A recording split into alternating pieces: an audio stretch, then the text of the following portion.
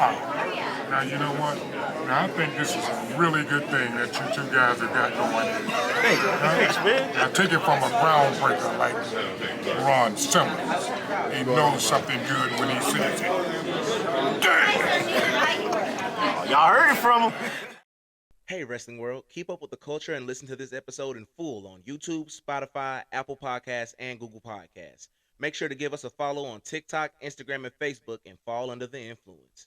Two things. We're going to compare current NBA players to current day wrestling stars. So NBA and WWE, they're both very entertaining sports. Exactly. And you love it for the pure athleticism sometimes and the great matchups. But sometimes the storylines of the NBA, they tell themselves and they just... Jimmy Butler has been in the league for maybe a little over 10 years, correct? Cody Rhodes, he ain't no new guy in WWE. It wasn't until Jimmy Butler left Chicago, and it wasn't until Cody Rhodes left WWE the first time that people really started to pay attention to them, and they started to really impact their respective sport. But yeah, the match of the night was clearly Omega and Ospreay. Bro, and then when you look at it from another angle, he completely took it on his shoulder. Hey, we as wrestling fans, we have got to do better. Yeah.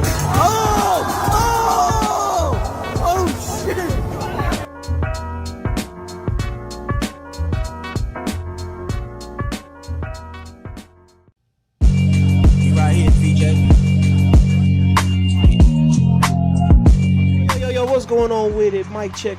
Welcome back to Cultural Influence, man. It's been a 2-week hiatus, I say. We've been busy, man. Yeah. But, welcome to Cultural Influence. For those of you newcomers, welcome to Cultural Influence, where we talk about wrestling and we help wrestling fans build their roadmap on this wrestling journey. Because wrestling, it's very controversial, but it's still fun. Yeah. And so here we just talk about it and we kind of help wrestling fans build their journey because every journey is different. And so here in Cultural Influence, we help to influence, inspire, and then, of course, just talk about wrestling. Oh, yeah. But on this special episode, I'm super excited about it. We're going to combine two things that I love, and surprisingly, a lot of wrestling fans are NBA fans. Yeah. A lot of NBA fans are wrestling fans. Yeah. So in this episode, we're just going to combine the two things. We're going to compare current NBA players to current day wrestling stars. So NBA and WWE, they're both very entertaining sports. Exactly. And good you love point. it for the pure athleticism sometimes and the great matchups. But sometimes the storylines of the NBA, they tell themselves and they just make the games that much more, suspenseful or impactful. You know what I'm saying? So I think the NBA and WWE are kind of, connected. Yeah, connected in Good a way. point, man. And then, look at the NBA offseason right now. Like, a lot of people have sit there and said that the NBA offseason, in some cases, is the most exciting part of the whole NBA fan experience because just the player movement, like the stories that are just developing right now, like with the whole Damian Lillard situation. Oh, man. As of this recording, Damian Lillard isn't been traded, but, it just set the whole world into a frenzy because the NBA free agency list was very small. Yeah, but he was one of the names that could really shake the pool up, The way they're talking, it's almost like somebody's going from WWE to AEW. Yeah, exactly. So as you see on this bottom row, you see all the current day NBA superstars. If I left out any, there'll be a next episode. I'm thinking about doing a Legends edition because this episode we could be here for hours. But because unfortunately the NBA doesn't have part-timers. Exactly. I think I've got a good chunk of current day stars. Yeah. And I think, Richie, let's go ahead and start off with the first one, man. Let's go ahead. We got to start with what you said was the face of the league, right? Yeah. And who else to be compared to the face of the league than the former face of WWE? John Cena. John Cena. Yeah. They both came in around the same time as well. 03. 02, yeah. Came into prominence around the same time. And like you said, they're both very controversial figures because people that have been fans of the sport for a really long time, they look at them as a changing of the guard to a point where it's like, oh, Cena might be this good, but he ain't The Rock, he ain't Stone Cold. Yeah. And we all know with LeBron, it's always, oh, well, he ain't Kobe, he ain't Jordan. You know what I'm saying? Exactly. Yeah. Now, the one thing I will say to kind of not just say they're just a match made in heaven, I think when LeBron first got drafted and when he first came into the NBA, he was supposed to be the guy. Yeah. John Cena came in under, when Brock Lesnar was going crazy. The Batista, like, more eyes wasn't even on Cena whatsoever. Yeah. Fast forward to here we are, where Cena is in higher regard than all of those guys. It's crazy to think about. So that's just one thing I wanted to point out, because I think, like, there's other things that's match and match, but I think, like, when LeBron first got drafted, he was supposed to be the guy, and Cena was not that. It was not the case at all with Cena. Very true. So one guy I want to bring up here, because I think this is, I want to start off with the controversy here, man. My man, Jimmy Butler. Ooh, Jimmy Butler. All right. So, shout outs to the Miami Heat. Unfortunately they couldn't, they didn't get the job done, but let's just be real, like, superstars win championships, and Jokic, he had a better roster around him. He did. But the one thing Jimmy had that we spoke on earlier was that story. There you go. You took the word right out of my mouth. The Jimmy Butler story is fascinating, and it makes you really want him to win. And so I feel like you got to have a really good comparison for a guy like him, because I feel like the entire world was kind of rooting for him this year. I mean, people were rooting for the Nuggets as well. Jokic, man. But like that underdog story that Jimmy has had his entire career, who could he possibly be his WWE counterpart? I'm thinking Cody Rhodes, man. You said story, so like story and story, it's better.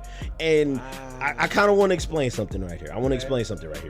Jimmy Butler has been in the league for maybe a little over 10 years, correct? Right. Cody Rhodes, he ain't no new guy in WWE. He's been in WWE since, I say, 2008. But, what I'm saying? So he's been in the league. He's been around. And so, like, the thing that I want to say that I think makes their story and their careers so similar is it wasn't until Jimmy Butler left Chicago, and it wasn't until Cody Rhodes left WWE the first time that people really started to pay attention to them, and they started to really impact their respective sports. Yeah, that's very fair. I love this comparison. And much like Jimmy Butler, Cody has not won the big one. Exactly, and Cody has been in the main event of the big one. Yeah, this year. Jimmy Butler, he's been in stars around him. Exactly. Roman had all the stars. That's why Cody lost. See, you running with it. You're running with it. So, I think without the shadow of a doubt, I think Cody and Jimmy Butler are. I think Jimmy Butler is the Cody Rhodes of the NBA. I can see that. I want to go ahead and bring up, Jimmy Butler's recent opponent in the NBA Finals, Nikola Jokic. Well, so when I think Jokic, I don't see the person here that I would compare him to. The person that I will compare Jokic to is Gunther. Good point. They're both foreign monsters. Okay, yes. They're not flashy. They're not coming in to, wow the crowd. They're coming in to get buckets, and they're very efficient in their movements and everything that they do. And same with Jokic. Like, Jokic was a player overseas that was doing his job, doing it really well before he got here. He had to adjust a little bit, much like Gunther. Gunther lost the weight and everything. And Jokic lost the weight. Yeah, good point. Exactly. All right. Acquiesced to the new style, and now he's excelling beyond everybody's expectations. The only reason why I might give a slight knock on that is because we haven't seen Gunther at the top. Nikola Jokic is undeniably the best player in the NBA at this moment, regardless of what people say. He got two back-to-back MVPs, and he got a Finals MVP, and he just won the Finals. You can't argue with that. You can sit there and talk about Giannis, you can talk about LeBron, but like at the end of the day, Jokic is the guy at this point in the game. You're right. And I mean, Gunther's going to get to that point. Yeah. All right. So I kind of want to go ahead and get my favorite players out the way. You know what I'm saying? Okay. Kawhi Leonard. Kawhi Leonard, man, this is one strange case here. So when we talk about Kawhi Leonard, we really have to think about a wrestler who has had a career kind of similar, where it's like, because Kawhi Leonard was one of those guys, like, you have to look real closely, and then before you know it, he got the league by storm. And I think with Kawhi Leonard, at any given moment, Kawhi Leonard can literally be the best player in the NBA. Yeah, for sure. And I'm looking at guys like right now, we're barring injuries and stuff like that. For some reason, my mind goes towards Dan Brown, just a little bit. Just that overall impact, that ability to pretty much be the best wrestler in the world. They're both not. They're not really flashy with their public persona. Yeah. That's very true. I can see that where it's like, they're very not the typical NBA player that's going to give like, the highlight reel interview or anything like that. And one thing I will say though, Daniel Bryan will finish a match with a broken forearm.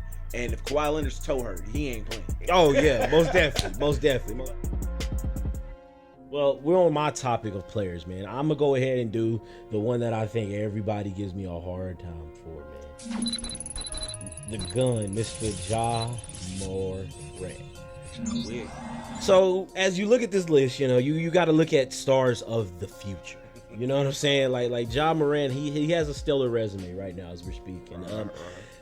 And I see maybe like 3 young guys. Yeah. You know what I'm saying? Yeah. There's Austin Theory.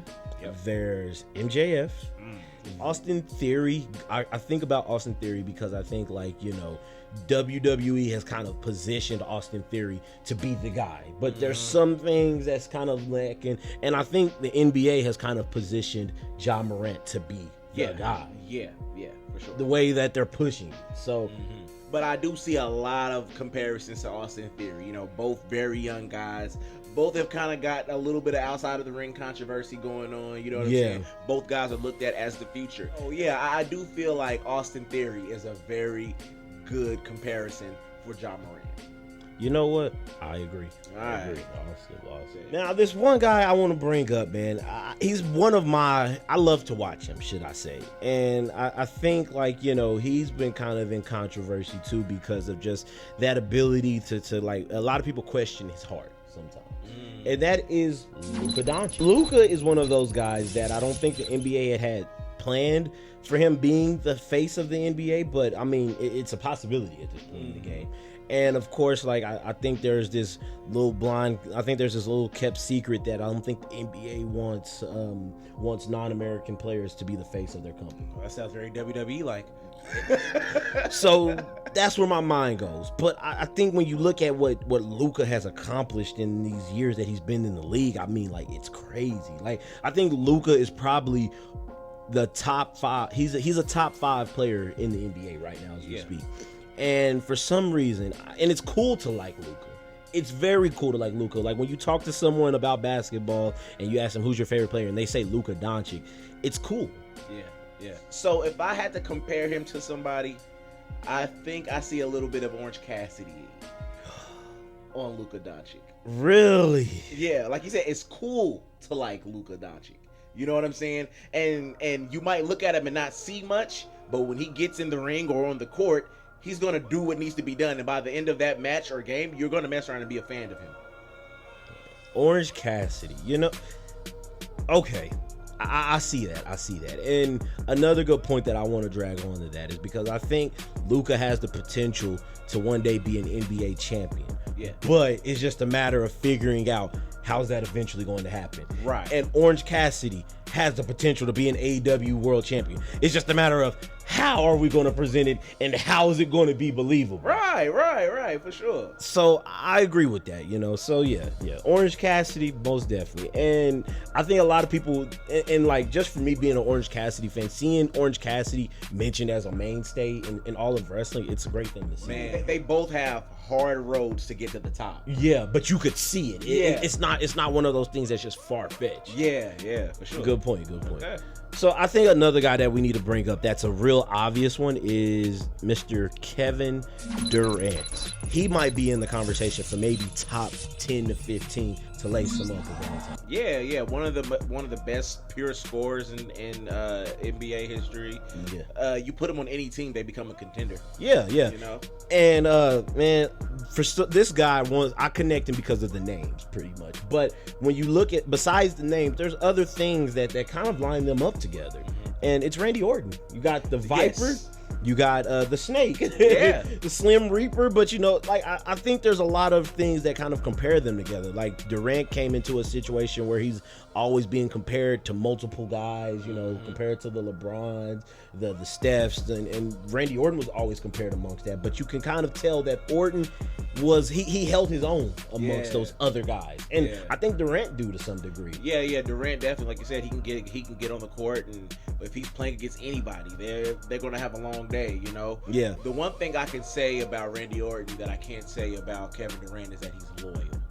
You know what I'm saying? Because as a boy from Oklahoma, you know what I'm saying? Yeah. I could never, ever just dip out on my team and go to the team that beat us in the playoffs last year. You know what I'm saying? But because Randy stayed 10 toes down, 20 years in, you feel me? Facts. He ain't never want to jump ship, so... But whatever. But I can see it. Yeah. And another point that I want to make, like to kind of agree, like to kind of help kind of shut this down a little bit, is because I think what you said earlier, Orton is effortlessly just great in the ring. Yeah. And Kevin Durant is effortlessly great on the court, man. Yeah. Like he makes them shots look so easy. Like he's like the ultimate cheat code, being 7 foot but moving as smoothly as he do, like a guard. Yeah. And I think Orton can do that. And then believe it or not, Orton used to be a high flyer. Definitely, like you said, when much like KD, Randy Orton when he turns it on, he can be the best wrestler in the ring that you've seen and can make a great match with pretty much anybody. So I definitely agree with you there. Mm-hmm. Kevin Durant is Randy Orton, and also one of the faces of the league. You know what I'm saying? Oh yeah, he's seen right up there with LeBron James. For sure. So yeah, good. Let's go ahead and bring up his former teammate, should I say, Luka's current teammate, Kyrie Irving. Ooh. With that being said, I got it. Okay. Jeff Hardy. Whoa, that's it. That's it.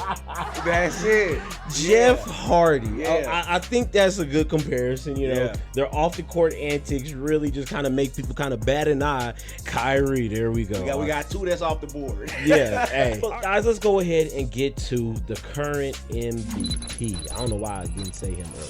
Joel Embiid. Joel Embiid he's a rare case here, man. Okay. Like Joel Embiid has never gotten out of the second round in the playoffs. He's never even touched the conference finals.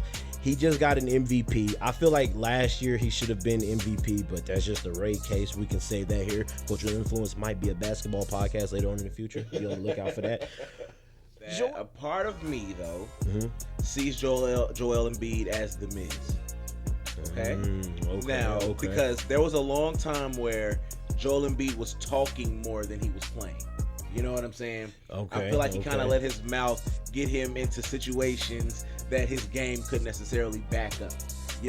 And I feel like Miz has reached higher heights in the WWE than Joel Embiid has reached in the NBA. But at the same time, I feel like they're both prolific losers. They're both prolific losers. I can't do no disrespect. I feel like if we put Joel Embiid under the Miz, I feel like that's actually a compliment to Joel Embiid. I agree. But listen though, the only reason why I don't want to put him there is because Miz has main evented WrestleMania and beaten John Cena. That's what I'm saying. He's reached higher highs, but right now the Miz is more known for losing. And Joel Embiid, even though he got MVP, he did the same thing that he does every playoff season. Disappear. Yeah. I'm thinking about going towards Riddle, because if Riddle doesn't get a championship in the next 2 to 3 years, I think it's going to be the same way we're going to be looking at Embiid, because it's like, why Riddle? Like why don't you have a championship yet? Very technically gifted. You have all the tools to be that guy. But you can see why, though. WWE won't eventually put a title on him. Yeah. And you can constantly see why Embiid isn't going to get a championship just yet. I'm rocking with you on that. That's that. Okay. And then I mean, like, they're both flashy. Like you kind of said, his mouth gets in trouble. Riddle does the same thing. Riddle literally came into WWE talking about how he's finna retire Brock Lesnar. Yeah, you know what I'm saying? And he pissed off Goldberg too. Yeah, like Embiid ain't no stranger to pissing off people. Oh yeah, man. yeah. Embiid talks a lot of trash. You know what I'm saying? Like his mouth turned me off before his game turned me on. Pause. You know what I'm saying? Yeah, yeah. So you know what? And they're relatively. Well, I mean, Riddle's younger, but when I bring up Joel Embiid, people kind of think about Joel Embiid as a young player, I guess. You know, as a young star because a newer face. We're not gonna put him in the breath with the Steph and the LeBron and the Kevin Durant. You know what I'm saying? He's a little tier above that. Yeah. You know what I'm saying? Because Embiid came into the league 2015, should I say? And Embiid has been injured for 2 years roughly. You know, in his first 2 years in the NBA. So you know what, Riddle, that's the guy. Let's go. All right, so let's go ahead and talk about the man that's probably going to get traded, which is Damian Lillard. This is a rare case because I think Damian Lillard has been in the league for 11 years roughly. So I think he can be in the conversation for legend. Damian Lillard is controversial because he's regarded as one of the 75 greatest players of all time. Yeah. And you mean to tell me he got one over Dwight Howard? Yeah. Tracy McGrady to some degree? Like, if Damian Lillard's in that list, yo, I need to see T-Mac on there. Yeah. I need to see Dwight Howard on there. You feel me? Like there's people with way more accolades. Way more that accolades. were ignored. Yeah. So I think that there's some controversy right there. But when it's all said and done, you gotta respect Dame's game because it's obviously there's something that other NBA players will give Dame credit for. And so, like, there's something that, you know what I'm saying, he just don't got the accolades. And so when I think of accolades and stuff like that, I got to think of a legend, though. And I think, now that I think about it, Kenny Omega. Both are respected veterans and stuff like that. And, bro, we just now getting to the point where Damian Lillard, you need to leave, bro, to help your career. How long have we been trying to get Kenny Omega to go to WWE? How long have we been trying to get him out of here, bro? Yeah, I mean, that's fair. You know what I'm saying? But Kenny legit started his own, I say started his own, but you know what I'm saying? That he helped launch his own promotion. Yeah. Like, he legit created a whole new ecosystem of sustainability for wrestlers in the business. You know what I'm saying? And I just feel like Kenny Omega has accomplished way more than Damian Lillard has. I don't know. I can't call him that, man. That's too tough for me. That's too much for you to call him? Yeah, it's hard for me to compare, you know. That's hard, man. Dame Dollars a really tough one to put next to people, you know. Sheesh. Maybe. Let's go to Impact. The current stars in Impact. I'm thinking Moose. Loyal to a fault. Moose. Yeah. Moose has been around for a while. Yeah. When you watch him, you're entertained. Yeah. You know what I'm saying? You watched him grow over there. You watched him get better. Yes. And you kind of hope he goes somewhere else. Yes. You know, and we here at the Culture Influence, we don't want to tell wrestlers what to do with their career. If you make the best move for you and you be happy, and we will enjoy it. But you do wonder what if this person took a leap and went to another place. Yes. That might maximize their gifts. And yeah, I will give Dame Dollar Moose. Moose. All right. There's a guy that's not on the graphic. You know, there's this one guy I think that's a very clear cut one. And he, in some cases, he can be regarded as the greatest player. I mean, the best player in the world right now, which is Stephen Curry. Chef Curry, let's go. I think I want to go ahead and put mine out. I think he is the Roman Reigns. Without a doubt. You agree with me? Without a doubt. Legendary run, a run that will be talked about for years. Okay. You know what I'm saying? Steph got how many rings? 4 rings? He got 4. Within the last 10 years, he had a run that people are going to hold in high regard for years to come. You know what I'm saying? That Golden State team was the bloodline of the NBA for a while, you know? I agree with you on that, but I also want to say this. 2015, Roman Reigns was being shoved down our throats, and we well, that's what we say, but that's how we felt. You know what I'm saying? 2015, people did not like Steph Curry. Yeah. But Steph Curry was being the MVP. Yeah. He was a Finals MVP. Yeah. Steph Curry was the man, but people just could not get with the program. Yeah. They couldn't. And then like here we are in 2022 and 2021 where Steph left Kevin Durant left him, and we got to see Steph and Curry in a different light. And I think like we got to see Roman in a different light, and we just now where it wasn't until later into their careers where they finally started to get their flowers. Yeah. And I will say, as a NBA fan and as a WWE fan, I literally started giving my flowers to Roman and Steph Curry probably at the exact same time. Okay, yeah. And they're both players that you both saw that they were really good early on. You know what I'm saying? And I just feel like there both just wasn't something that was clicking with the fans. Yeah. And they're both very unproblematic outside of the ring, exemplary people outside of the ring. You know what I'm saying? They're going to carry themselves like the perfect representations of their companies and all that stuff. Both family men. You know what I'm saying? For sure. And like you said, our other guy, let's go ahead and talk about the beard. He's stirring some controversy here, man. If I had to put James Harden as somebody, I would probably put James Harden as The Miz. The Miz, really? Yeah, because at this point, James Harden is more known for being a A-lister than being, a champion. You know what? I agree on that. Yeah. I agree on that. They've both been in their respective profession for a while now. So you can't really throw them with like recent stars and stuff like that. And I don't think like Miz has reached higher highs, but Harden is a former MVP and all that. But, I just feel like, with the way the Miz does his movies and carries himself as like, a superstar, I feel like, I feel like James Harden is more concerned with kicking it with a little baby than Joel Embiid. You know what I'm saying? For sure. Yeah, most definitely. Giannis Anteteokoumpo. Ooh, I know who that is. I think so too. I think I know. You ready to say it at the same time? All right. 1, 2, 3.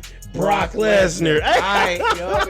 All right. Bet that. Because when they first like Brock Lesnar was a young champion. Giannis Anteteokoumpo, young champion. Came in from the rip, let you know I ain't here to play with you people. You know what I'm saying? Yeah, facts. Yeah. And any whenever you hear those guitar riffs, you know it's about to go down. If you're a basketball player and you see you gonna play the Bucks, you in for a long night. Yeah, he's the beast incarnate, the Greek freak. Like, you know what I'm saying? It's a match made in heaven. Made in heaven, man. Alrighty, so we got Russell Westbrook. This is a controversial one, man. This is a very controversial one, okay? So, if I had to compare Russell Westbrook to anybody, right now, I'm thinking of Jon Moxley, okay? So, there's the thing. Jon Moxley, while he was pushed very heavily, he was never seen as, the face of WWE. He was always one of the guys. You know what I'm saying?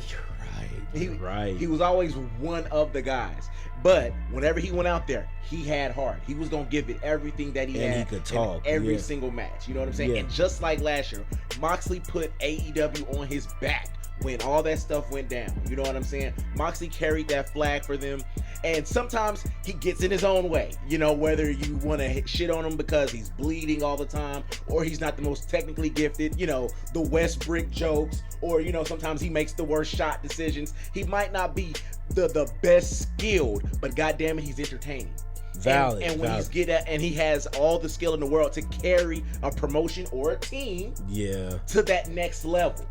You know what I'm saying? And I don't think, Ambrose Moxley has world championships. Russ has all the triple-double, He has an MVP record, on his and he has an MVP. And has sniffed the finals. And he's a very influential wrestler. There's a lot of wrestlers that are coming up. Look at Sterling Bond. You know what I'm saying? Shout out, Like a lot of wrestlers, they look at Jon Moxley as something that they want to be like. You know what I'm saying? So let's go ahead and bring up Jayson Tatum. Jayson Tatum, Jayson Tatum is one of those guys that it's like, okay, man, you give him the keys to the Celtics offense because his career, the beginning of his career has been hampered with Kyrie Irving's, Gordon Hayward's, Kemba Walker's. You know what I'm saying? Like Jayson Tatum was really never in a position to where it was like, hey, yo, Tatum, here's the keys. It's all yours. You know what I'm saying? But once he got him, you know what I'm saying? He did great things. He got him to the final. And I think he's obviously a face in the NBA. He's probably a top 10 face in the NBA. Like he's in the pool. You know what I'm saying? He's a higher regard. I think MJF. I think that might be the full, because I know I've been said MJF like a multiple times. Yeah. But I think MJF and Jay. But for some reason, Jayson Tatum just still isn't looked. And I think with Jayson Tatum, I think when he does eventually sniff a championship, because I see Boston getting a championship, I still think Jayson Tatum will not get his flowers yet, because Jayson Tatum, he has got drafted into one of the most storied franchises ever. He's been surrounded by talent his whole career. Jaylen Brown, their coaching staff is always great. So there's going to come a point in which Jayson Tatum will never really give his flowers for being the best. And I think MJF kind of feels that way.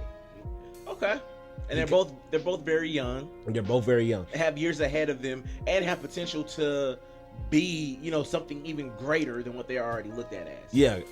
And I think just character, just very different, personalities. Yeah, most definitely, yeah. And I mean, like they're both good. They're both good in their respective brands. Yeah. And I mean, I could see Jayson Tatum sniffing the MVP. You know what I'm saying? Oh, definitely. Yeah. Okay. So I'm you rocking. say that? Yeah, one is just, it's hard to compare because MJF is such a dick. So yeah, most definitely. Well, alrighty, guys, there y'all have it. We left off Kenny and we left off Bobby and we left off Punk. But you know what, man? We could be here for hours. Yeah, wrestling's a wild sport. I think this is a good rough sum up, man. So, this is going to be very fun to edit and talk about in Shorts, because you're going to see short clips of this where we talk about wrestlers individually and stuff, man. But I think the most shocking one for me might be Luka Doncic. Hey, and if you have any disagreements, who do you think should be, compared to their NBA or WWE counterpart? I would love to see you guys' ideas on that, because I think it's very wide open still, Yeah, for sure. Like, that's it for this segment, guys. Let's go ahead and get ready for Hot Tag. Cultural influence wouldn't be cultural influence without going over the hottest stories in all of wrestling in the form of a Hot Tag. All right, man. So I feel like last time we recorded, so much has happened with 2 big pay-per-views, and I mean, like, it's making this summer be one not to forget. It's a real hot summer, yo. As a wrestling fan.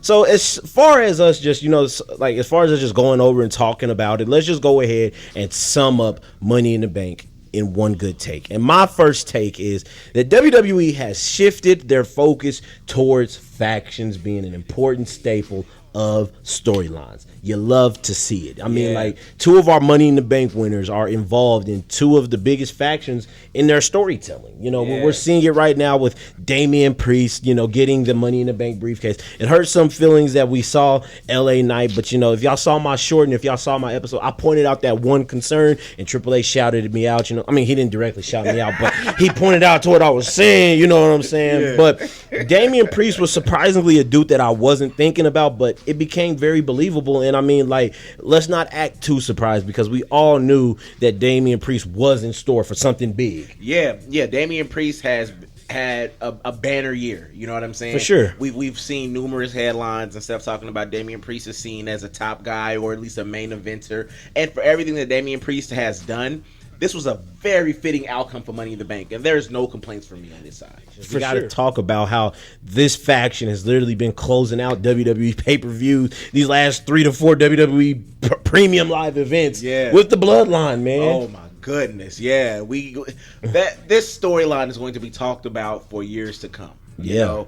And I just think it's continuously proven to be one of the main highlight in WWE right now. The Bloodline segments get they did 2.5 million viewers on a taped episode, bruh. That's what I'm saying, man. They doing the damn thing. You know what I'm saying? Yeah. And it's just really awesome to see the Usos, a tag team in such a prominent position, look really just strong. Like, even without having the tag team championships, they are still a major focal point of the show. They are a big deal, and they feel like a big deal. Yeah. You know what I'm saying? Like, how some people can be presented as like a big deal, but they don't feel like it. Yeah. The Usos feel like a big deal, man. Yeah, and it's just the subtle storytelling they're telling within the match. You know, there was that moment when they hit that cold combo of the Samoan spike spear. Yeah, I thought it was over. I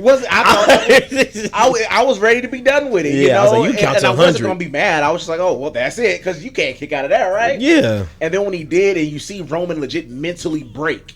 Yeah. And who does he look to for, you know, Solo. Solo comes in and shuts that. No, we got you know this. What I'm saying? And so it just makes you think like, yo, where else is this going? You know, and yeah, bravo, man, bravo. Yeah, but let's go ahead and switch gears to Forbidden Door. And my one sum up is that I think Forbidden Door's matches, they showed me how, I guess, the importance between like being able to really tell a story within a match. Because like I'm one of those guys where I think I was more entertained with Ospreay and Omega than I was with Okada and Danielson. Yeah, because there were two very different styles of wrestling. There were two very different styles of wrestling, like Ospreay showing more character where he's licking the blood, like it was just so many theatrics that, and I think I think that's a hidden art that I think a lot of wrestling fans kind of misconstrue sometimes, because like you can watch good wrestling, and don't get me wrong, I'm not even discrediting what Okada and Bryan Danielson did, because they still did their thing, but just them added elements from Ospreay and Omega just kept our attention span up, because I don't know if it's just us or stuff like that, but like millennials are like we really have an issue with like attention span. Like your attention can kind of go elsewhere. You know what I'm saying? And like you really kind of have to like be glued to to your couch to really focus on what's going on. But like with Ospreay and Omega, there was other elements being brought in to the match that made the match more great. And I mean, Okada and Danielson still did a great thing. Obviously, Okada got hurt, but not Okada, Bryan. I mean, Danielson got hurt. You know what I'm saying? But I know, right? But and also, I don't think you're alone in thinking that Danielson and Okada were holding back, because I felt like this match was the first. Oh, yeah. You know what I'm saying? I didn't feel like this was going to be a one and done. I really feel like this match was just setting the tone for what is going to come. Yeah. But with going as hard as they did, Bryan Danielson broke his forearm. And I mean, he broke the fuck out of his forearm. I saw that x-ray, yeah. I'm going to upload the x-ray. Look at the x-ray, y'all. Man's going to be out for a minute. But he broke his arm and still won the match. I mean, he made Okada tap. We haven't seen Okada tap since probably 2015, 2014. Yeah. You know, so very much of a great match. But yeah, the match of the night was clearly Omega and Ospreay. And I mean, that Tiger Drive, like, oh my God. He scared me. I mean, we watched it and we screamed. I remember, I was like, Bro, and then when you look at it from another angle, he completely took it on his shoulder. Hey. Like, oh my God. Like, hey, we got to put over Omega. You got to, man. You got to, because I said it earlier. He's so great. You know, He does it so flawlessly. He gives it all, and that was just a wonderful match. They had potentially the match of the year in January, and they had it again. Yeah. Bravo. Stars for you. Yeah. Stars for you. Yeah. And the best. I will say, though, going forward, though, we might need to drop the cross-branding championship matches. Yeah. It kind of makes it a little too predictable. Hey, yo, and those pay-per-views be long as hell. Man, yeah. You know, a brother had to work the next day, dog. Like, yeah, for real. 11 p.m. don't really sound ideal on this side of town. I'm taking off the following day after the next AEW pay-per-view, because you don't even have time to soak it in, because you got to run home and go to sleep. Yeah, for sure, man. But, you know, this summer of wrestling, it's definitely one going to be in the history books, man. Yeah, because we're looking like SummerSlam is about to be a banger, too. Oh, yeah, most definitely, yeah. And let's go ahead and shift into some other wrestling news. So, for those of you who probably aren't really sure about the WrestleMania calendar, WrestleMania has been they've revealed the next 3 locations. Obviously, Philadelphia is going to be next year. Okay. The year after, supposedly WrestleMania 41 is supposed to be in Minneapolis, Minnesota, and then WrestleMania 42 is supposed to be in Nashville. And this is according to the NFL Tennessee Titans president and the CEO Burke Nihill. He noted that WWE has committed to bringing WrestleMania 43 to the new Titan Stadium that is slated to open in 2027. So let's start with the Nashville news. I think the way it's looking, WrestleMania might be one of the first shows that hosts that venue, that venue rents out. So kudos to WWE on that. Close enough. We can do that, baby. Oh yeah, for sure. Yeah. But with all this talk about all the new WrestleManias, it makes me wonder, when are they going to fit in a London show? Because that's one thing that came out of that Money in the Bank show, was how John Cena was lobbying for a WrestleMania in London, which I think would be very fun. I'm loving this new method of WWE doing premium live events outside of the country. From the Saudi Arabia show has been a banger. The Puerto Rico show was a banger. The Wales show was a banger. Cardiff was great. Yeah, they've been going crazy. So yeah, I would love to see a WrestleMania outside of the country for sure. Yeah. Now, shout outs to Wrestle Talk, because I was watching this video and they said the issue with that comes that London is pretty much a tourist country. Like that whole area is a tourist country. And one of the biggest selling points for WrestleMania is that, we're a tourist event.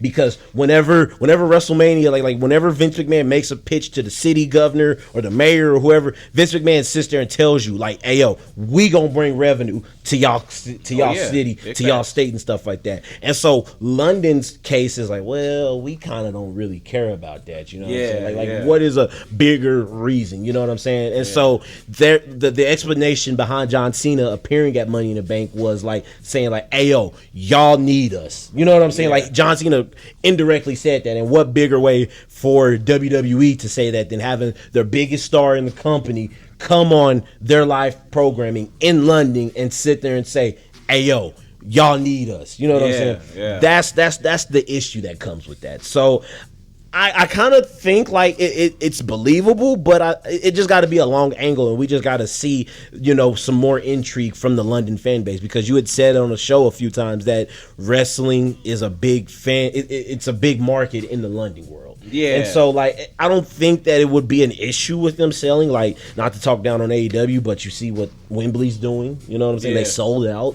So I mean, like I think Mania wouldn't be the issue, but it's just as far as like the promoting, the issue with the logistics and everything, having to run a live show from over there 2 nights in a row at this point now, exactly. Yeah. So it's just pleading their case, and I mean, like, what a better way to plead your case than John Cena, Yeah, and I do feel like if they had John Cena come out and even say that, there has to be more emotion backstage. You know what I'm saying? Behind the scenes. Because I don't even feel like they would let John Cena come out and be like, we want WrestleMania here. You know what I'm saying? Yeah. In order for him to even do that, there has to be something already in motion for that to even be in play. Oh, for sure. You know what I'm saying? So I feel like this is much more likely than we're even talking about. Like, it might be closer to a done deal than any of us know at this point, Agree, yeah, because I think WWE doesn't like teasing stuff unless there's some real concrete details behind it. Good point. But yeah, that was just the issue behind it. Okay. And so, like, WWE is very arrogant in their business endeavors, but who are we to judge? We ain't running no multi-billion-dollar corporation. Right. I also want to point something out, this might be the perfect time for them to retire Brock Lesnar. Minnesota guy. You know what I'm saying? What better way to have Brock ride off into the sunset than have him retire in Minnesota? You know what I'm saying? So, and one last story for Hot Tags is, Fight Forever is not racking in the most positive game reviews that you would think. Not even I think. The biggest 2 things that I'm hearing about the game is that it's fun. That's the first thing that I hear, and that's the most important part to me, is that it is fun. But the other thing that I hear is that it is also very bare bones, which means there's not a lot of content in the game. Mm-hmm. There are people that ran through the game or the story mode within 2 hours. I can't verify this, but but everything that I've seen more so than that is that the game is not worth $60 right now. And I'm a player of wrestling game. I love playing wrestling games, but I'm not gonna pay $60 for a game that's doesn't have enough content in it. So I'm definitely gonna wait for it to go on sale before I get it. But I'm excited to play it because they say it's fun. You know, they say the controls are very simple and easy to get into, or arcade style. I'm not really into the arcadey style because when I play wrestling games, I'm playing to wrestle. You know what I'm saying? I want to have a really good match, you know, reversals and stuff like that. But they say you can have really fun matches in AEW, so I'm looking forward to getting my hands on it. My son wants it, so I'm definitely going to get it. Not now, but soon. Oh, okay, good. Yeah. Right, so yeah, soon. So that'd probably be a good Christmas gift. Black Friday coming up. Black Friday. No, that's what I'm waiting on because it'd definitely be $20 then. the reviews ain't been too kind, but they all say it's fun. So I think that's what matters most, right? Awesome. Well, guys, that's it for Hot Tags. Let's go ahead and bring back Raw reactions. Coming up.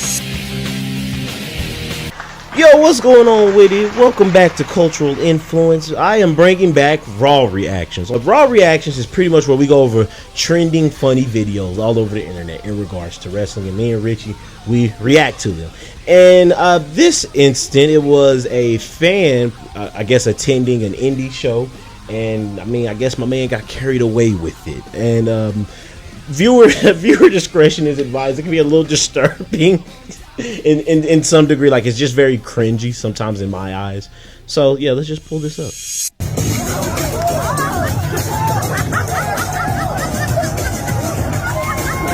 What is going on? What the hell? What just happened?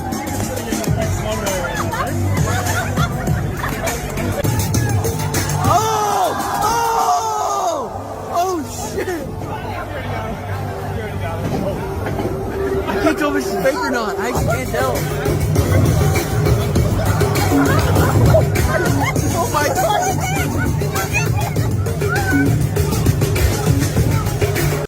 Luckily, we didn't come across nothing like that at OKC PopCon this weekend. Yeah, for real. Yeah, no kidding, man. We as wrestling fans, we have got to do better. Yeah. But from what I read, I think the young man has some mental deficiencies. Mm-hmm. I think he might have been on the spectrum or something like that. He was a big son of a gun. I'll tell you that much. The craziest part, though, was the wrestler was selling for him. Yeah. Both. It looked like both of them was. I mean, not so much the lady, because you could tell he didn't know what he was doing. Yeah, but how do you get to a point where the guy is in there slamming wrestlers and putting their hand... Like, how did it get that far, you know? I don't know. You might want to... talk to their security about that, man. Yeah, security, and that's why I think we as wrestling fans need to be better, because I think like we saw an instance like that happening, and I mean like wrestling fans, like we got AO, because I feel like everybody was too busy laughing and recording. Yeah, I think there was a point, hey AO dog, chill out, you know what I'm saying? Like I think that's why I think we could have done better, but the instance that I feel like once he did that first move, I think security got to snap up then. You know what I'm saying? Because he got in the ring, and then that was when he put that young lady up and stuff like that and dropped her. Now, that bump did look kind of bad because, she didn't land properly. Yeah, because he has no training. He just threw her on the floor with all of his strength, and he was a big motherfucker. So it's just, he did look kind of big for that, man. Yeah, you see how he ran my man into the barricade? Like... Yeah, and I think my man just had to, because I feel like once he threw him in the ring, he rolled away and got out. He like, get out of here. Yeah, he was finna go for the pin. Yeah, shout out to living the gimmick though. You got to he executed and got out the way. Yeah, bro went full bone saw in that match. You supposed to be Spider-Man. What are you doing? Yeah, I hope that girl was okay, man, because that bump did not look nice to take. Yeah, and he's pretty tall, so you know what I'm saying, coming down like that's it's a little dangerous, man. Yeah. And I hope the fan is okay. Yeah, for sure. I don't think he was all the way there or whatever, but I hope he had a good time. Yeah, from the looks of it looks like he did. It looks like he did, man. So, wrestling fans, if y'all see a fan kind of doing too much, don't hesitate to kind of tug them by and kind of say, yo, kind of chill it down. You know what I'm saying? Because from the looks, it looked like people was cheering them on. Yeah, we got to start holding other wrestling fans accountable out here, guys. Yeah, you know what I'm saying? Like, I feel like if someone just would have easily just not been so quick to have their phone out, because these are professionals, man. Like, they train to do this, man. And like, of course, a little fan interaction is here and there. Like, we had a couple fan interactions at the Pop Culture Con and stuff like that, but we're not getting in the way of stopping them from what they're supposed to do. Yeah. You're not going to intrude on a match or even get into a ring, you know? Yeah, because I don't know about y'all, man, but if I saw Sterling Bond in the ring wrestling, the last thing to be on my mind is to get in the ring and act like I'm going to hit a move on him. Yeah. There's a lot of these guys I would never even test. Like, you're playing with fire, my boy. Sterling Bond is definitely the last guy I would even act like I'm going to do that to, you know what I'm saying? For sure. Yeah. But guys, that's it for Raw Reactions. Let's go ahead and do Cultural Influence Shorts. On this edition of Cultural Influence Shorts, we're going to guess the top 5 wrestler from PWI's Top 500 from the year 2016. You ready, Richie? Let's get it. I remember number 1 for 16 because I want to say I was like one of the years where one of the Shield guys did it. Number 1 is Roman Reigns. You are correct. Number 1 has to be Roman Reigns. All right. Number 2. Okay. So for 2016, if anybody had a better year than Roman Reigns in 2016, it would have to be Okada. That's number 2. Okay. Whoa. Okada had a good year. 3 is tough. All right. So I'm going to say AJ Styles. He is number 4. AJ Styles is number 4. NXT's popping really hard. Yes. Finn Balor. That's number 3. Okay. Finn Balor is number 3. Finn Balor was number 3. Okay. This one might be a little tough. For real? Yeah. Not like too tough. Like when you think about it, all right, that makes sense. Yeah. This isn't the WWE paper. This isn't a WWE guy though. Not NXT either? Not NXT. This is not WWE at all. New Japan? Not New Japan. What? No, not New Japan. He's not a New Japan guy. He's appeared in New Japan, but like when you think about it, like he's really like you. Like, oh, that makes sense. Think of the year 2016. Okay, think of the biggest like think of the top 3 wrestling promotions. Okay, so it would have to be Ring of Honor. Okay, yes. So who's running shit in Ring of Honor around 2016? You got. So like, I'm thinking you're literally like right there. You just got to think about it. Like there's maybe 2 or 3 names that you can think 2016. Because I feel like this. I'm circling 2 names. Mm-hmm. I don't think it's. I don't know if it was Cole. So it wasn't Cole. Okay, I don't think it was Cole. So it got to be Jay Lethal. You are correct. Word. Jay Lethal was 5. Jay Lethal was number 5. That's the Jay Lethal. That's it for Cultural Influence. Thank you guys for listening, man. This was a fun episode. I love to mix WWE with NBA, and who knows, Cultural Influence could probably be an NBA podcast as well. Because, you know, the wrestling fan base loves to talk NBA because I think they understand sports entertainment, goddammit. Yeah. NBA understands. They do. That tease with Ron Simmons, he shouted us out and stuff like that. Ron Simmons, a cool, down to earth. Hell, the whole Nation of Domination was cool for crying out loud. Kind of honorary member that weekend, weren't we? Yes, we were. You know what I'm saying? So shout outs to Ron Simmons.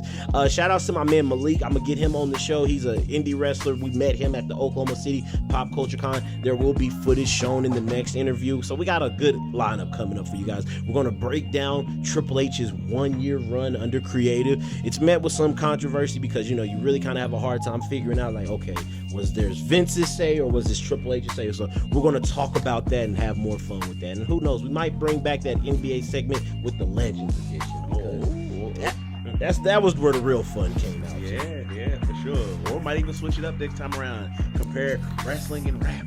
Who's the Jay-Z of the wrestling business? That will be some controversy, man. So here at Cultural Influence, we combine the culture here, man. So that's another reason why I love, you know, talking on this podcast, man. So yeah. But until next time, I'm Ray. I'm Richie. And we're out. Oh, and also, before I let us go, make sure you follow us on Instagram at Still Iconic Ray. Richie Too Litty. Oh, my fault. Rich Guy 405. Richie Too Litty on TikTok. Follow the podcast at Culture Influence 405 on Instagram, Facebook. We are on TikTok. You will find Shorts on TikTok. So Cultural Influence is going everywhere, man. Spotify, Google Podcasts, Apple Podcasts. Yeah. But anyway, guys, it's been real. Until next time, we are out.